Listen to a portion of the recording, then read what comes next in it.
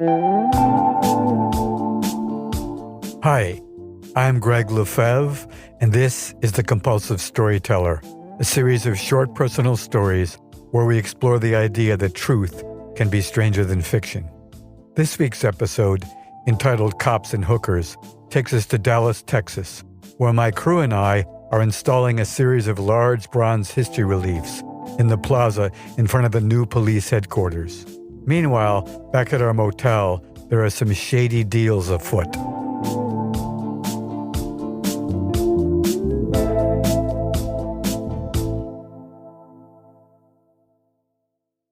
Cops and Hookers.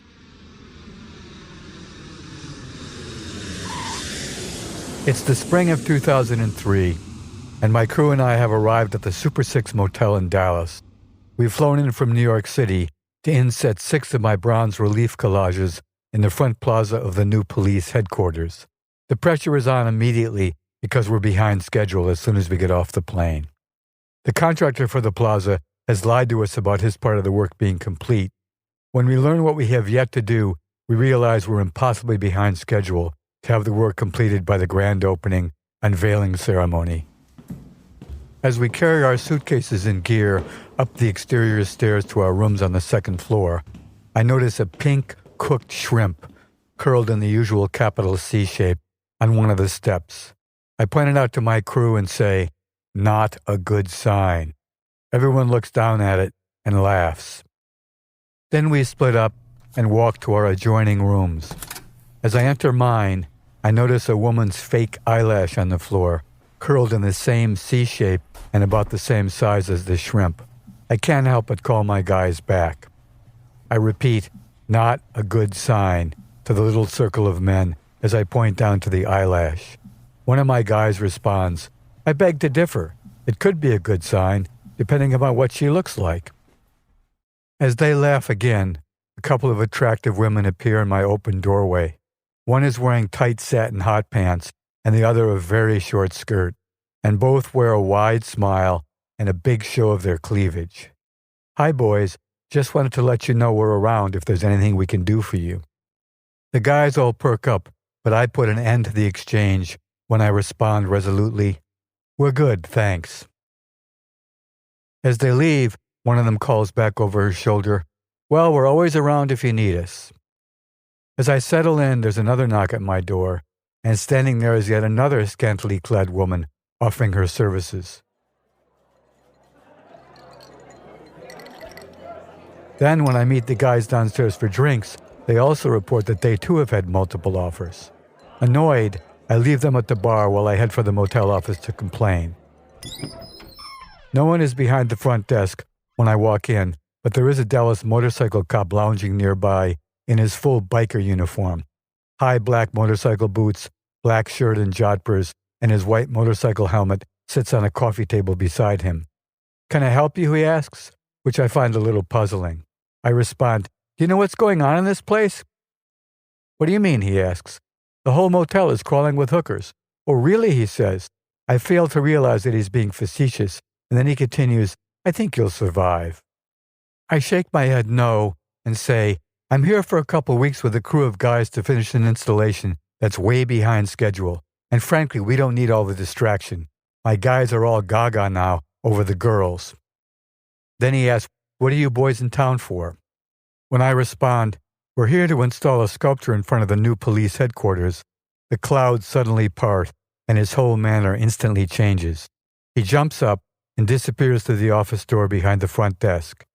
He then returns with the manager, and they both apologize for any inconvenience that has been caused. The manager offers to comp us on all 4 rooms for the night. Then the motorcycle cop throws in a free minibar as well. Now I realize that he is actually the guard for the whole enterprise. Within the first couple of days, it's easy to see how the operation works. Big rig trucks pull into the parking lot, and the girls, who seem to be permanent residents of the motel themselves, service them in their trucks. Then they climb back down, and off goes the 16-wheeler. They also offer their services to nightly residents of the motel, like ourselves, for example. There's no way that the management wants the top brass at the police headquarters to learn about their little operation.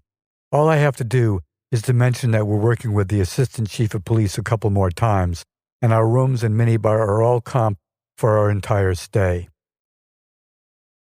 The large arc-shaped bronze relief panels we're here to set in the plaza each contain a collage of images and text about the history and character of Dallas. The morning after our arrival, we pull up in our rental van outside the almost finished headquarters for a meeting with the concrete contractor who has poured the pigmented concrete plaza design. His problems with the concrete have already delayed our trip for over a month, and now we're really up against it to finish up in the 2 weeks before the opening celebration. It is only now that I learn he hasn't completed the site work prep he told us was completed 2 weeks ago, and that the concrete depressions that he did pour are too shallow. Now we have to cool our heels while his men grind down all the concrete before we can start, possibly a week's worth of grinding. We'll never finish on time. I angrily confront the owner of the contracting company. You know, I was told 2 weeks ago that the templates had been pulled and that all the depth of all the depressions had been checked to make sure it was a full 1/2 inch deep. I was lied to. What the hell? He half-heartedly apologizes, blaming the situation on a miscommunication with his contract coordinator, which is total BS. He offers to put a couple men on to grind down the concrete. Not nearly good enough, I tell him. You had already put me a month behind, and now this. I refuse to be the fall guy when my work isn't done for the unveiling celebration. Either you come up with 4 men and hire all of my men and pay them, or I'm going to go to the chief right now. He turns, spits on the plaza, and begrudgingly agrees. I've spent a good part of my adult life as a sculptor, down on my hands and knees, grinding away on various materials. So when everybody starts grinding down the concrete in the plaza, sweating under the hot Texas sun, I decide to get away from the dust and noise and explore the city that I researched so thoroughly over the last year but have never actually seen. There aren't enough tools to go around anyway, so why not? My sightseeing starts with a visit to the creepy 6th floor museum within the former Texas Book Depository on Dealey Plaza. It was from a window on the 6th floor that Lee Harvey Oswald fired the fatal shot that killed JFK. Here you can watch the Zapruder film on a continuous loop and then exit through the gift shop where you can purchase a President and Mrs. Kennedy 140-piece puzzle made from a photo of them taken just before the assassination. In the image, Jacqueline is wearing her pink jacket and matching pillbox hat made famous in the assassination film. You can also find a Jacqueline Kennedy silk scarf and a JFK baseball cap and coffee mug. I also discover a 1967 quote from Chief of Police Jesse Carey that we used in our bronze collage. Years after the assassination, the former chief said, "There are still times when I wake up at 2 or 3 in the morning thinking about Kennedy, Ruby, and Oswald and can't get back to sleep. I suppose it will haunt me until my dying day."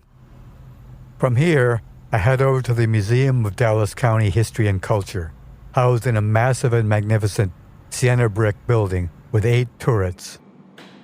Given our experiences with the cop and hookers at the Super 6, I'm particularly interested to find out more about the Texas Rangers and an early Dallas hooker named Bella Starr, who's an almost mythical female cowboy heroine.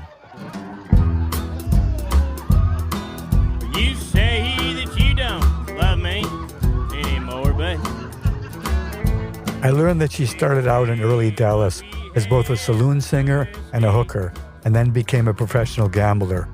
She typically wore 2 revolvers, high-top boots, and a Stetson hat with an ostrich plume to complement her tight black jacket, chiffon waists, and velvet skirts. Apparently the Dallas police and even the Texas Rangers were in cahoots with her in one way or another. All this seemed perfectly in keeping with our experiences at the Super 6.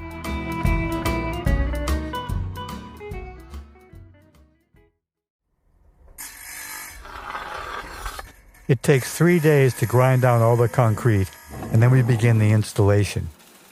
As the second week of our work progresses, the whole crew toils feverishly to keep pace. working longer and longer hours each day so that we can complete the project by Friday when we have tickets to fly out. The police sergeant, who is our liaison with the department, feels bad because their chosen contractor has turned out to be such a bust. So our last day, which starts out for us at 4 a.m., when we realize that we're going to be working right down to the wire and might miss our plane, he has a nice surprise for us. A motorcycle escort on our ride to the airport. During the trip, we reach speeds of 90 miles an hour in our rental panel van, which feels like it might become airborne with every gust of wind. He also arranges for airport security to hold the plane. So when we arrive in front of the crowded terminal with our motorcycle escort and 5 dirty, unkempt, and unshaven working guys climb out and hurry into the terminal, the crowd in front of the entryway looks totally confused. I hear somebody say that we're a Seattle grunge band. As we leave our escort, one of the motorcycle cops takes off his helmet and gives me a big smile and a thumbs up. It's the guard from the Super 6. I think to myself, who knows, maybe the whole department is in cahoots with the motel. One thing is for sure, though, this will be the first and last motorcycle escort that any of us will ever have. When we're in the air, with the first round of drinks in hand, I propose a toast to the men. To a job well done, guys. Thanks so much for all your hard work. We never would have made the deadline without each and every one of you. For a second toast, I continue, and thanks to the Super 6 for all the free rooms and mini bars. To which one of the guys adds, yeah, and thanks for all the happy endings that everybody got to enjoy except for the boss. They all laugh heartily as they watch my surprised consternation.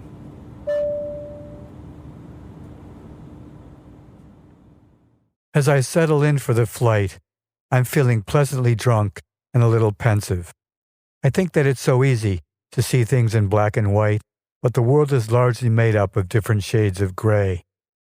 The slide from white to black can be made up of a series of small, incremental changes, each of which seems innocent enough by itself, but the sum total can lead to a bad end. Honest or crooked, good guy or bad, hooker or John, I realize how easily I have been corrupted.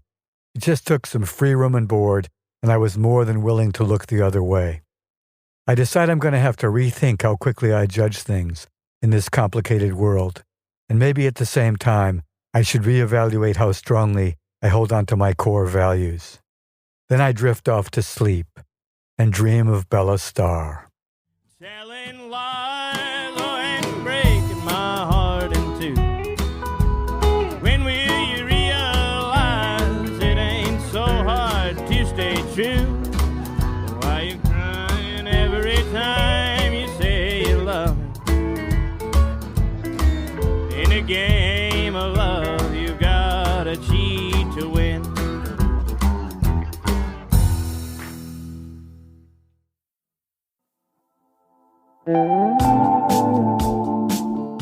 The Compulsive Storyteller is written by me, Greg Lefebvre, and co-produced with Peter Kokoma, who has also made our theme song. If you enjoyed this week's episode, we'd love your help sharing the show. Please subscribe to The Compulsive Storyteller for free on Spotify, Apple, or wherever you listen. And if you would leave a review, that would be fantastic. Follow the show on Instagram at The Compulsive Storyteller, and check out our website for more information at thecompulsivestoryteller.com. Thanks for listening, and if you don't like this one, the next one will be another story.